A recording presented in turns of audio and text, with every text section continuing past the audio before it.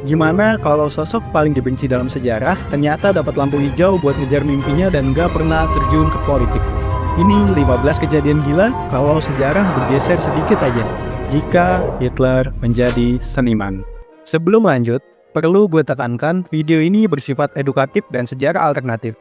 Pembahasan ini tidak dimaksudkan untuk membenarkan, mendukung, dan mempromosikan ideologi politik manapun. Ini murni analisis dan imajinasi sejarah untuk memahami bagaimana satu keputusan bisa mengubah arah sebuah bangsa. Kehidupan kampus dengan ambisi. Bayangin Hitler bukan sebagai diktator, tapi sebagai mahasiswa yang duduk paling depan di kelas seni. Dia bukan tipe yang suka bolos atau nongkrong di kantin. Karena dia punya sifat obsesif, dia bakal jadi mahasiswa yang paling rajin. Datang paling pagi, pulang paling terakhir. Dia bakal berdebat habis-habisan dengan dosen dan profesornya soal teori arsitektur klasik atau tentang warna cat yang gak cocok sama perspektif gedung. Ambisinya yang raksasa itu gak lari ke podium politik, tapi tumpah ke kanvas. Energi negatif, rasa minder, dan egonya tersalurkan lewat kuas. Dia mungkin tetap jadi orang yang kaku dan sulit bergaul, tapi setidaknya dia sibuk mikirin revisi tugas, bukan mikirin cara menguasai Eropa.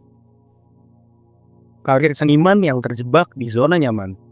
Tapi jujur aja kita harus objektif. Hitler itu berbakat di teknis tapi payah di jiwa. Dia jago gambar gedung yang detail banget. Tapi kalau disuruh gambar wajah manusia, hasilnya kaku kayak patung. Jadi kemungkinan besar dia nggak bakal jadi pelukis legendaris sekelas Picasso yang ubah dunia seni. Dia bakal jadi seniman kelas menengah yang safe, kerjanya mungkin jadi ilustrator kantor pos, pelukis di ruang gedung, atau paling mentok jadi PNS di bagian tata kota Wina. Hidupnya bakal tenang, punya gaji tetap, punya pensiun, dan sangat amat ngebosenin. Dia cuma bakal jadi warga negara biasa aja yang namanya nggak bakal pernah masuk ke buku sejarah manapun. Perang Dunia ke-1 tetap akan terjadi. Nah, ini fakta sejarah yang nggak bisa diubah cuman karena satu orang jadi pelukis. Perang dunia itu meledak karena tensi politik antar kerajaan di Eropa yang udah karatan. Tanpa Hitler pun, perang itu tetap pecah di tahun 1914. Jerman tetap bakal kalah, ekonomi mereka juga tetap bakal hancur lebur gara-gara inflasi. Dan rakyat Jerman tetap bakal merasa dihina sama perjanjian Versailles. Kondisi Jerman pasca perang tetap bakal jadi neraka yang penuh kemarahan. Cuman bedanya di sini, nggak ada sosok Kopral Hitler yang berdiri di atas meja bar buat ngebakar semangat rasisme. Jerman kehilangan suara radikalnya, tapi masalah dasarnya tetap ada. Partai Nazi yang cuman jadi catatan kaki.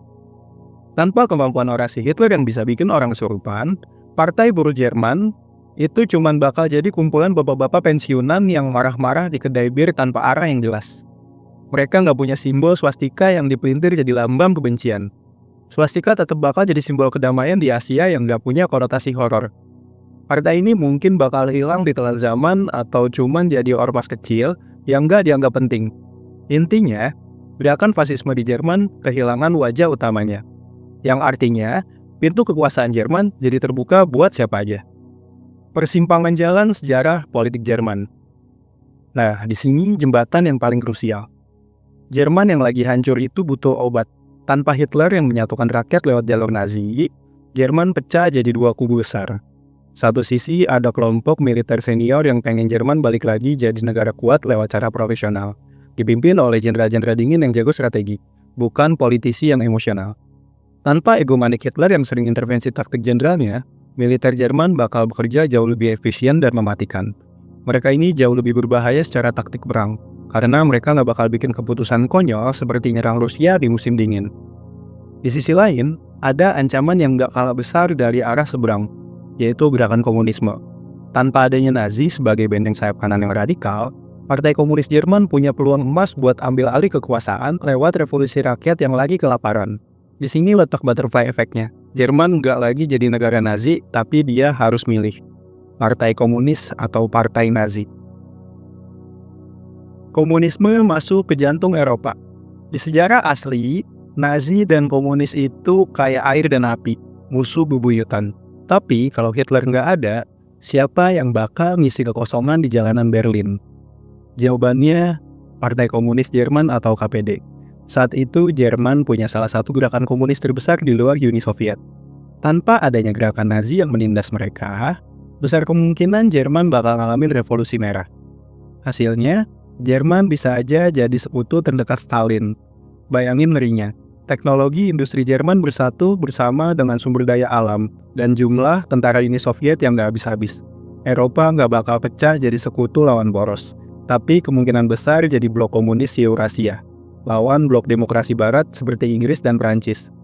Perang tetap pecah, tapi bukan karena rasisme, melainkan benturan ideologi global yang jauh lebih masif dan mungkin terjadi lebih awal. Isu antisemit dan rasis yang berjalan lebih sistematis. Ini poin yang jujur agak gelap buat dibahas. Tanpa Holocaust, kejadian yang saking mengerikannya sampai bikin dunia bilang jangan pernah lagi, umat manusia mungkin gak bakal punya rem soal rasisme. Sebelum Perang Dunia Kedua, paham eugenics atau memilah manusia berdasarkan ras itu dianggap sense dan normal di Amerika dan Eropa. Karena gak ada tragedi ekstrim yang bikin dunia malu, diskriminasi terhadap kaum Yahudi, kulit hitam, atau minoritas lainnya mungkin tetap bakal dianggap legal dan wajar secara sistemik dalam waktu yang jauh lebih lama. Kita mungkin gak bakal kena gerakan hak sipil yang kuat di tahun 60-an. Dunia bakal tetap berjalan dengan rasisme yang halus tapi sistematis. Karena gak ada momen shock terapi yang nyadarin kita betapa bahayanya kebencian rasial kalau dibiarin sampai ke titik puncak. Eksplorasi luar angkasa berjalan lamban. Kalau lo suka nonton film fiksi ilmiah tentang koloni di planet lain, nah, lo harus berterima kasih sekaligus ngerasa ironis sama ambisi gila Hitler. Roket Saturn V yang bawa manusia ke bulan itu adalah cucu langsung dari roket V2 Jerman. V2 itu diciptain buat ngebom London dari jarak jauh. Hitler itu obsesif banget sama apa yang dia sebut Wonder Wave atau senjata ajaib. Tanpa aliran dana tak terbatas dari rezim totaliter buat riset roket, teknologi mesin pendorong mungkin cuma bakal jadi eksperimen kecil di laboratorium universitas. Para ilmuwan kayak Wernher von Braun mungkin cuma bakal jadi profesor fisika biasa, bukan direktur NASA. Dampaknya, perlombaan luar angkasa nggak bakal terjadi secepat itu. Manusia mungkin baru bisa ngirim satelit pertama di tahun 90-an, dan perjalanan ke Mars mungkin cuma jadi mimpi yang nggak bakal kejadian di abad ini. Terlambatnya teknologi nuklir. Ini poin yang sering didebatkan. Bom atom sebagai proyek Manhattan di Amerika itu ada karena para ilmuwan pelarian ketakutan jika Hitler bakal nemuin bom atom duluan. Kalau Jerman dipimpin oleh pemimpin militer yang lebih konservatif dan gak agresif, Amerika gak bakal ngerasa butuh buat buang-buang duit miliaran dolar untuk bikin senjata pemusnah massal secepat itu. Sisi baiknya, gak ada tragedi Hiroshima dan Nagasaki. Tapi sisi buruknya, kita mungkin telat banget nemuin teknologi nuklir sebagai energi bersih. Selain itu, ada teori nuklir deterrence. Teori yang bilang kalau negara-negara besar nggak berani perang terbuka karena takut sama bom atom. Tanpa adanya nuklir, negara-negara besar mungkin bakal terus-menerus perang konvensional yang nggak beres-beres. Karena nggak ada senjata yang bikin mereka takut buat saling memusnahkan. Nasib Indonesia, kemerdekaan yang tertunda. Ini yang paling relate sama sejarah kita. Kenapa kita bisa merdeka tahun 1945? Logika sejarah, Hitler ngehajar Belanda di Eropa sampai Belanda bangkrut dan lumpuh. Pas Belanda lumpuh, Jepang masuk ke Indonesia dan ngusir Belanda. Pas Jepang kalah sama Amerika, ada vacuum of power atau kekosongan kekuasaan. Di celah itulah Soekarno dan Hatta memproklamasikan kemerdekaan. Kalau Hitler tetap jadi pelukis, Belanda nggak pernah dijajah. Mereka tetap punya kekuatan militer dan ekonomi yang utuh buat nahan Indonesia. Jepang juga mungkin gak bakal berani selancang itu nyerang wilayah Pasifik kalau Eropa lagi stabil. Kemerdekaan Indonesia mungkin gak bakal terjadi lewat proklamasi singkat di Pegangsaan Timur. Kita mungkin harus nunggu sampai tahun 1970-an lewat perang gerilya yang jauh lebih lama dan berdarah-darah. Atau lewat diplomasi panjang yang bikin kita tetap jadi bagian dari kerajaan Belanda dalam waktu yang sangat lama. Tanpa kekacauan yang dibuat Hitler, jalan kita jadi bangsa merdeka bakal jauh lebih lama. Kota Wina dan obsesi arsitektur Hitler. Kalau lo jalan-jalan ke Wina sekarang, lo bakal lihat kota yang cantik dan dinamis. Tapi di dunia di mana Hitler jadi seniman dan arsitek, Wina mungkin bakal kerasa sesak. Hitler punya obsesi sama gaya neoklasik. Gedung-gedung batu raksasa, pilar-pilar tinggi, dan desain yang bikin manusia merasa kerdil di hadapannya. Sebagai arsitek atau pejabat tata kota, dia mungkin bakal ngerombak sudut-sudut kota Wina jadi monumen kaku yang nolak arus modernisme. Wina nggak bakal jadi pusat seni yang vibran, tapi jadi museum hidup buat ego seorang seniman yang pengen karyanya kelihatan abadi dan nggak bisa berubah. Konflik Timur Tengah yang berbeda. Ini efek domino yang sangat sensitif tapi logis. Di dunia kita, Berdirinya negara Israel di tahun 1948 itu dipicu oleh simpati dunia atas tragedi Holocaust. Tanpa pembantaian masif di Eropa, gelombang migrasi warga Yahudi ke Palestina nggak bakal meledak secepat itu. Hasilnya, peta Timur Tengah hari ini bakal beda total. Konflik yang kita lihat di berita tiap hari mungkin nggak pernah ada dalam bentuk yang sama. Tapi ingat, tanpa resolusi yang jelas di sana, ketegangan etnis dan perebutan pengaruh di wilayah itu mungkin tetap ada. Cuman aktor dan pemicunya aja yang berubah. Seni modern terjebak di Eropa. Lo sadar gak kenapa Amerika Serikat bisa jadi pusat sains dan budaya dunia sekarang? Jawabannya karena brain drain atau pelarian otak besar-besaran pas zaman Nazi. Ilmuwan kayak Einstein dan seniman-seniman avant-garde kabur ke Amerika buat nyelamatin nyawa. Kalau Hitler cuma sibuk ngelukis, mereka semua tetap tinggal di Berlin, Paris, atau Wina. New York nggak bakal jadi pusat budaya dunia. Dan Silicon Valley mungkin nggak bakal sehebat sekarang. Eropa bakal jadi panggung utama peradaban, sementara Amerika mungkin jadi negara industri yang lebih fokus sama urusannya sendiri. Dominasi total Uni Soviet. Nah, nyambung ke poin soal komunisme tadi, tanpa adanya Jerman yang gila secara militer buat nahan laju Uni Soviet, Stalin nggak bakal punya lawan sepadan di daratan Eropa. Amerika nggak bakal punya alasan buat ngeluarin Marshall Plan, yaitu bantuan dana buat bangun Eropa pasca perang. Akibatnya, seluruh daratan Eurasia dari Berlin sampai ke ujung timur bisa aja jatuh di bawah pengaruh Soviet. Kita mungkin bakal hidup di dunia yang didominasi oleh satu ideologi tunggal yang super kuat, di mana pengaruh kapitalisme barat cuma mentok di pinggiran samudra. Kematian sang pelukis tua. Akhirnya kita sampai di ujung hayatnya.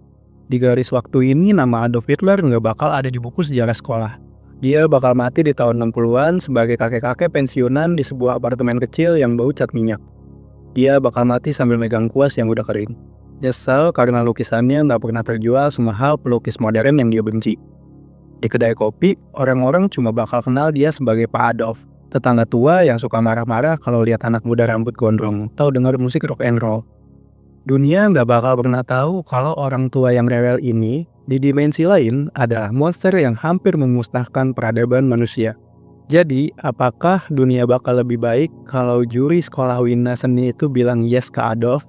Jawabannya, dunia mungkin lebih damai dari satu sisi, tapi lebih berbahaya dari sisi yang lain. Sejarah itu bukan cuma soal satu orang jahat, tapi soal gimana ribuan keputusan kecil kita hari ini bisa ngerubah masa depan dengan cara yang gak terduga.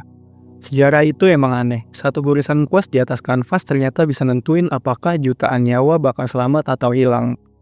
Menurut kalian gimana? Apakah kalian lebih milih dunia dengan Hitler sebagai pelukis atau dunia yang kita tinggali sekarang? Jangan lupa like kalau lo suka video esai kayak gini. Thanks for watching and stay curious. Tulis di kolom komentar ya. Jangan lupa like kalau suka pembahasan kayak gini. Gue Arus Kontra, sampai ketemu di sejarah alternatif selanjutnya.